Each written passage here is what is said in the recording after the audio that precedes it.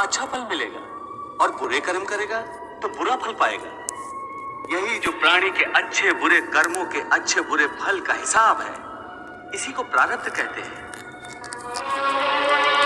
अपने पुण्य कर्मों के फलस्वरूप सुख और अपने पाप कर्मों के फलस्वरूप दुख प्राणी इसी जन्म में या अपने अगले जन्म में भोगना ही पड़ता है, वो टल नहीं सकता।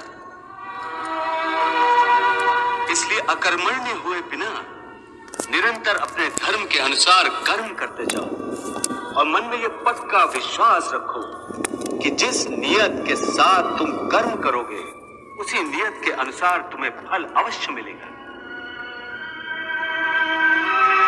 कर्म का यह अटल विधान है, इसमें कभी किसी के साथ अन्याय नहीं हो सकता।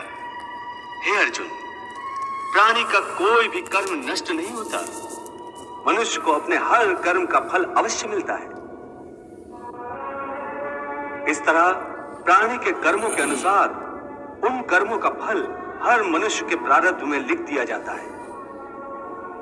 इसी कारण हर जन्म में मनुष्य अपने ही कर्मों के बंधनों में बंध जाता है। इसी कर्म के बंधन में बंध जाने के कारण मनुष्य आवागमन अर्थात जन्म जन्मांतर के चक्रव्यूह में फंसा रहता है और उसे मोक्ष प्राप्त नहीं हो पाता। कर्म के बंधन से आवागमन या जन्म जन्मांतर का क्या संबंध है?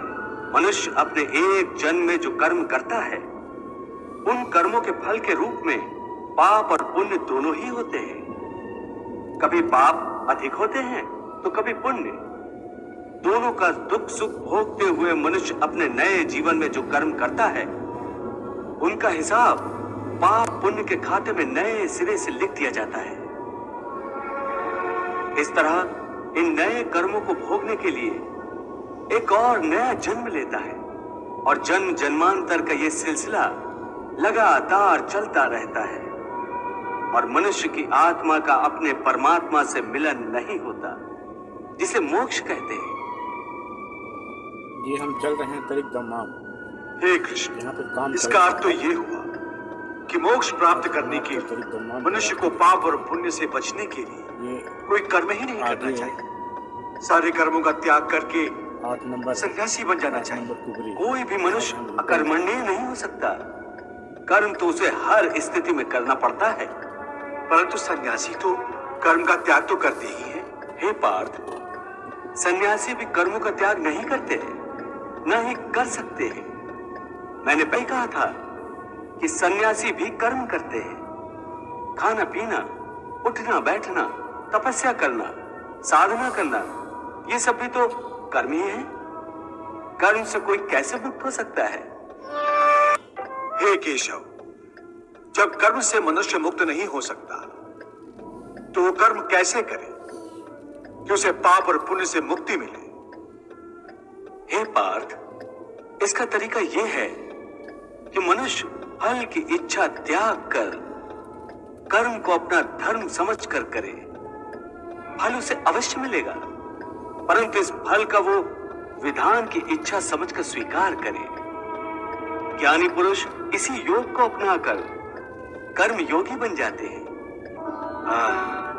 कितना महान सत्य प्रभु ने सहज ही कह दिया। वो कैसे भगवान? देवी, समस्त भय, चिंता, कलेश के मूल में आसक्ति होती है।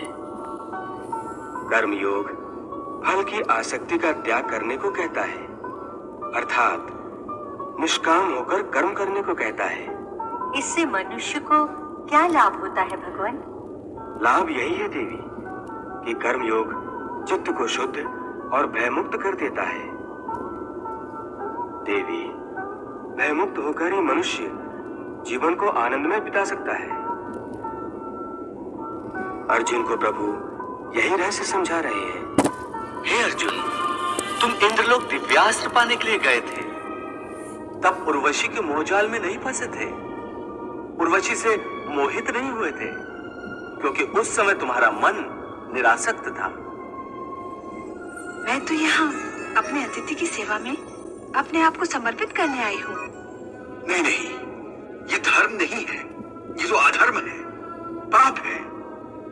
हे अप्सरा, मेरे लिए हर वो स्त्री जो मेरे विवाह बंधन में नहीं बंधी आदरणीय है, देवी और माता समान है।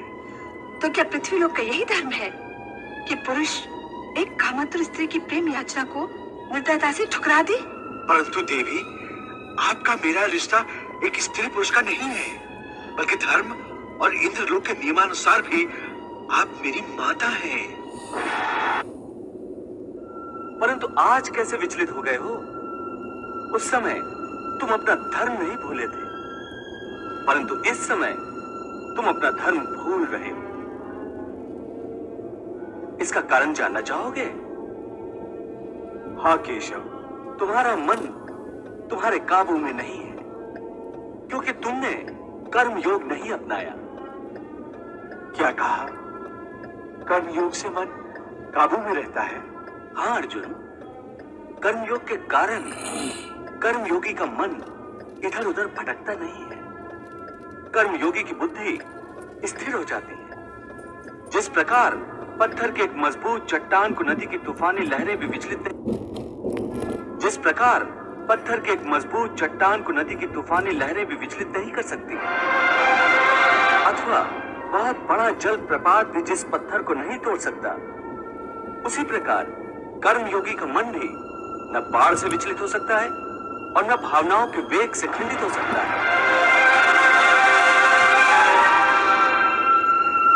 हे पार्थ, इसलिए तुम निष्काम कर्म योग के साथ